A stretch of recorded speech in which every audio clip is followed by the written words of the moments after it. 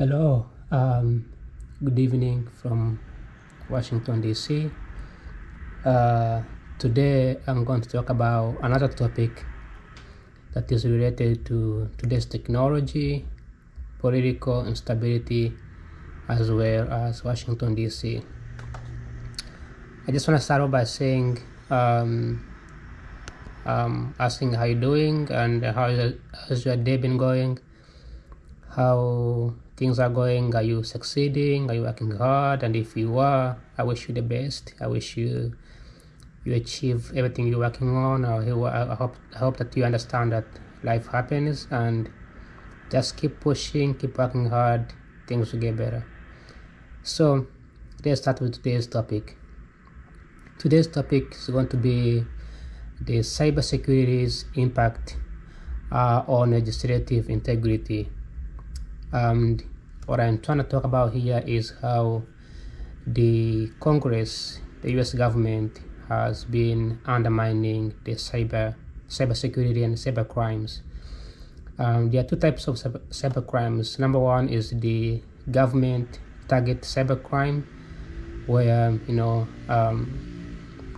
countries send out all these malicious attacks on government infrastructure and the government programs. And then you have individual cyber crimes, so Americans being the main target. Right now we have a new trend called AI, or artificial intelligence, and this new trend is affecting many many people in the government and the American people. So in the government, you have a competition. The government is trying to reduce the debt by replacing some jobs with the AI and artificial intelligence. These things does sound great, does sound wonderful, except that the government doesn't really understand the implication behind it. And the Congress will be surprised by this. Many US Congress, they don't really know how technology works, and I cannot blame them, because most of them did this kind of degrees like policy science and sociology, so they don't really have much understanding of the cyber crime and technology rising. And I also want to be frankly honest here, they didn't even do like policy science. So a lot of this Congress and lawmakers, they did things like English history, which has nothing to do with the cyber crime.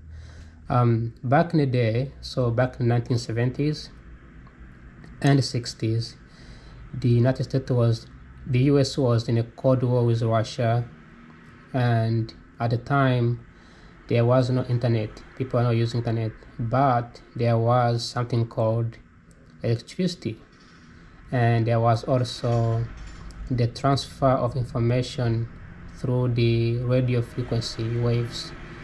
That's like radio stations and televisions. So during that time, many information were passed on based on paper, email, as well as propaganda.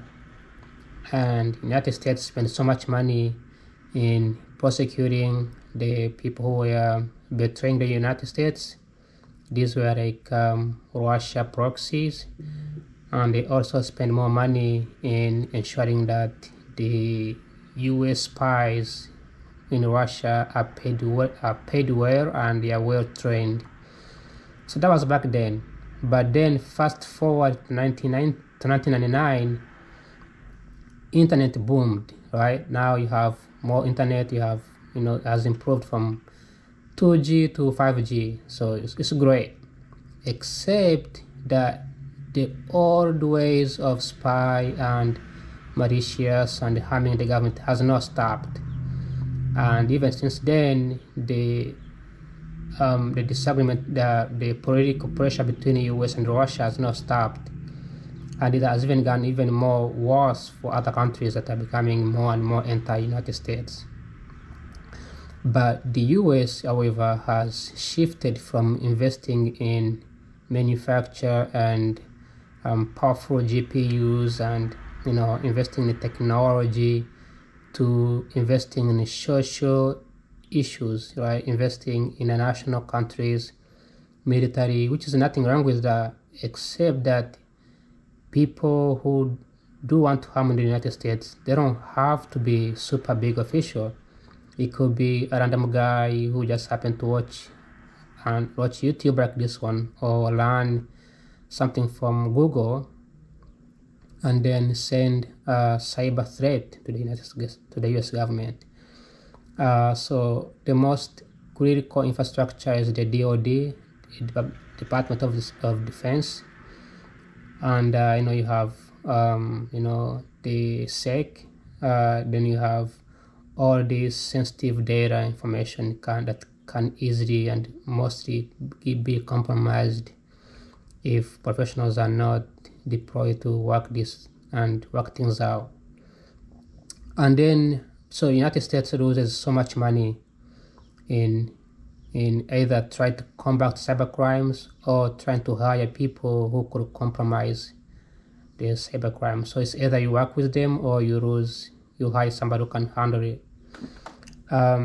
That's one thing. But I think I feel like the institutions like universities have made it so hard for people to be able to serve the country by combating cybercrime. I believe in many other countries it's easier to learn how cybersecurity works. Here in the United States, when the universities find out that there is a high demand for a certain field, especially when it's linked to the government, they raise the price, they raise the tuition, making it so hard for the average person to learn. But I personally think that everybody should learn cybersecurity, everybody should learn cybercrime, just the way we learn things like how to be safe on the street, or how to not eat poisonous food, nutritious food. We need to get those cyber threat teaching classes for everybody to learn and understand. That's one thing. Then another thing I want to talk about that concerns the Congress, that the Congress has not really get involved in, is the American people. Every day there is at least one or two American, or even three Americans getting scammed, or their data getting compromised by the people who don't even live in the United States, live in another country. These things that needs to be stopped. I mean, if we are losing more and more money from people who are much older, people in their 60s, 70s, 80s, even 40s, even young people, as we lose more and more money from these people who are not educated on how to handle cybercrime, then we are losing tomorrow's infrastructure, losing tomorrow's taxes, and we got to be able to ensure that people's, especially banks and retailers, businesses, they need to be supported, they need to be given the infrastructure, the tools and professionals to handle cyber crimes, especially for governments like FBI need to get involved in those things, Secret Service and all that. That's another thing. So I feel like American people need to be taught how to handle cybercrime. They also need to be protected against cyber crimes or cyber threat. The last one, the most crucial thing that I feel like is very, very important is misinformation. Many Americans consume, or they have access to internet, like the way you're watching my video right now.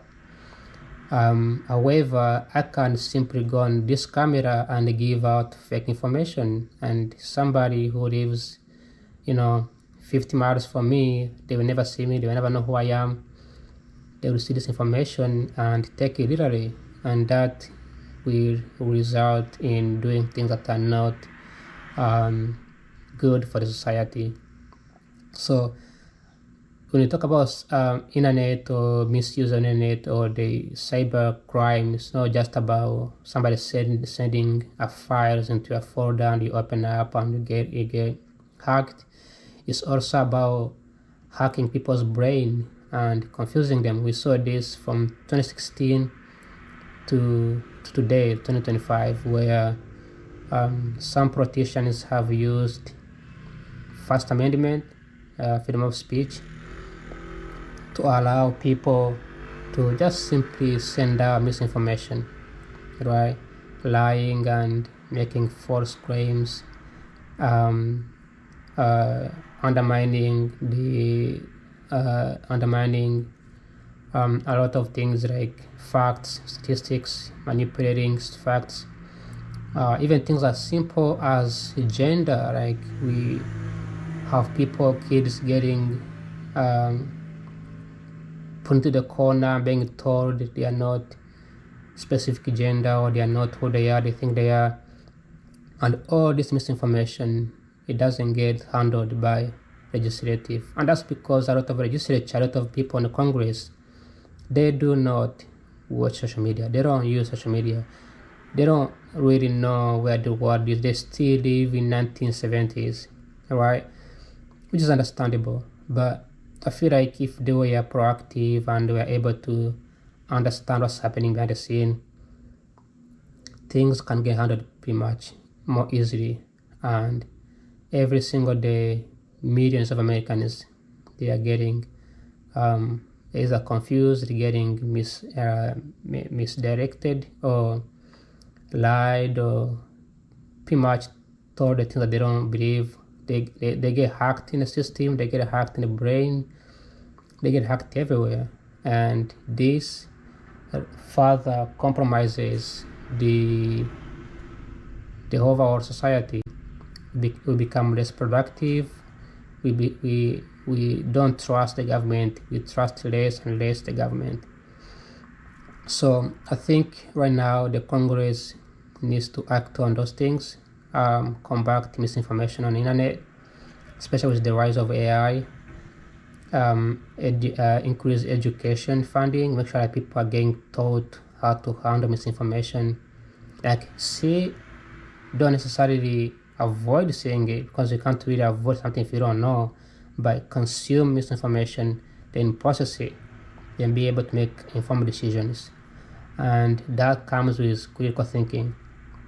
I can't tell you how many times I've seen people, I'm not gonna like point a specific person or any specific group or gender or community, but I've seen people seeing fake information, fake images, manipulated images, and they believe in it. They believe in those things, and they get depressed. They get, instead of focusing on things that makes them better, be more productive, they focus on things that are not much more productive. So cybercrime, cyber impact on legislative integrity is crucial. We need to ensure that politicians are held accountable when it's time to make false information. We have seen this under Donald Trump, where he makes a ton of false information and people believe in it. When he makes like one single fact and he adds on like hundreds of misinformation.